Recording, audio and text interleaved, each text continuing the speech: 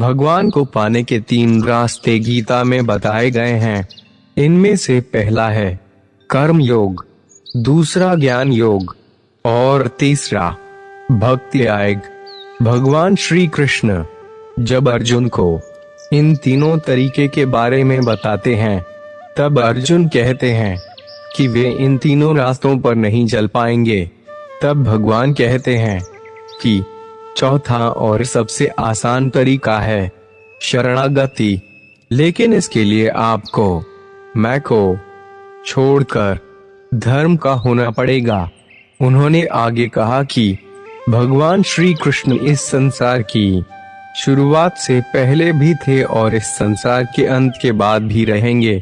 सभी मनुष्यों को गीता के पहले श्लोक के पहले शब्द धर्म और आखिरी श्लोक के आखिरी शब्द मम को याद रखना ही काफी है।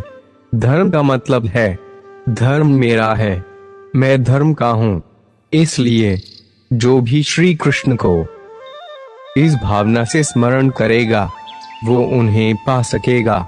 कुरुक्षेत्र की रणभूमि में अर्जुन को योग के बारे में बताते हुए श्री कृष्ण कहते हैं कि मुझे पाने के 3 मार्ग हैं, कर्म योग, ज्ञान योग और भक्ति योग। अगर कोई व्यक्ति इन 3 मार्ग पर भी न चल सके तो मुझे सबसे आसान तरीके से पा सकता है, और वो मार्ग है शरणागति। जो भी मेरे शरण में आ जाएगा उसे इस भवसागर से पार लगने में क्षण भर भी नहीं लगेगा। हमें अपने अंदर बैठे ईश्वरीय अंश की काम, क्रोध, लोभ, मोह और अहंकार रूपी भेड़ियों से रक्षा करनी चाहिए। चलिए एक कहानी के माध्यम से जानते हैं भगवान को पाने का सरल रास्ता। एक गांव में एक बूढ़ी माई रहती थी।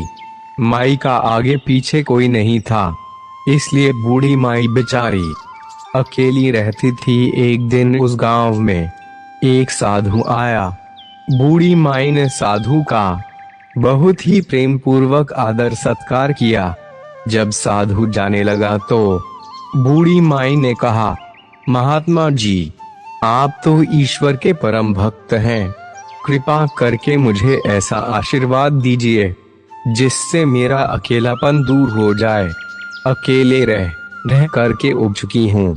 साधु ने मुस्कुराते हुए अपनी झोली में से बाल गोपाल की एक मूर्ति निकाली और बुढ़िया को देते हुए कहा, माँ ये लो आपका बालक है, इसका अपने बच्चे की तरह प्रेम पूर्वक लालन पालन करती रहना। बुढ़िया माई बड़े लाड़ प्यार से ठाकुर जी का लालन पालन करने लगी। एक दिन गांव के कुछ शरारती बच्चों ने देखा कि माई मूर्ति को अपने बच्चे की तरह लाड़ कर रही है। नटखट बच्चों को माई से हंसी मजाक करने की सूझी। उन्होंने माई से कहा, अरे मैया सुन, आज जंगल से गांव में एक भेड़िया घुस आया है जो छोटे बच्चों को उठाकर ले जाता है और मारकर खा जाता है। तू अपने लाल का ख्याल रखना, कहीं भेड़िया इसे उठाकर ना ले जाए। बुढ़िया माई ने अपने बाल गोपाल को उसी समय कुटिया में विराजमान किया और स्वयं लाठी लेकर दरवाजे पर पहरा लगाने के लिए बैठ गई। अपने लाल को भेड़िए से बचाने के लिए बुढ़िया माई भूखी प्यासी दरवाजे पर पहरा देती रही। पहरा देते देते एक दिन बीता, फिर दूसरा, तीसरा, चौथा और 5वां दिन बीत गया।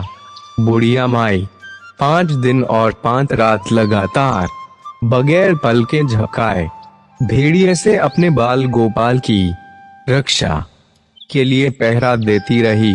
उस भोली भाली मैया का यह भाव देखकर ठाकुर जी का हृदय प्रेम से भर गया। अब ठाकुर जी को मैया के प्रेम का प्रत्यक्ष रूप से आस्वादन करने की इच्छा हुई।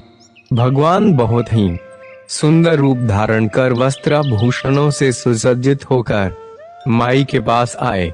ठाकुर जी के पांव की आहट पाकर माई गई कि कहीं दुष्ट भेड़िया तो नहीं आ गया मेरे लाल को उठाने। माई ने लाठी उठाई और भेड़िए को भगाने के लिए उठ खड़ी हुई। तब श्याम सुंदर ने कहा, मैं हूँ, तेरा वही बालक हूँ जिसकी तुम रक्षा करती हो। माई ने कहा, क्या? चल हट, तेरे जैसे बहुत देखे हैं, तेरे जैसे सैकड़ों अपने लाल पर न्योछावर कर दूं। अब ऐसे मत कहियो, चल भाग जा यहाँ से। ठाकुर जी मैया के इस भाव और एक निष्ठता को देखकर बहुत ज्यादा प्रसन्न हो गए। ठाकुर जी मैया से बोले, अरे मेरी भोली मैया, मैं त्रिलोकीनाथ भगवान हूँ, मुझसे जो चाहे वर मांग ले, मैं तेरी भक्ति से प्रसन्न हूँ। बुढ़िया माई ने कहा, अच्छा आप भगवान हो, मैं आपको 100 प्रणाम करती हूँ। कृपा कर मुझे यह वरदान दीजिए कि मेरे प्राण प्यारे लाल को भेड़िया न ले जाए। अब ठाकुर जी और ज्यादा प्रसन्न होते हुए बोले, तो चल, मैं तेरे लाल को और तुझे अपने निज धाम लिए चलता हूँ, वहाँ भेड़िए का कोई भय नहीं है। इस तरह प्रभु बुढ़िया माई को अपने निज धाम ले गए।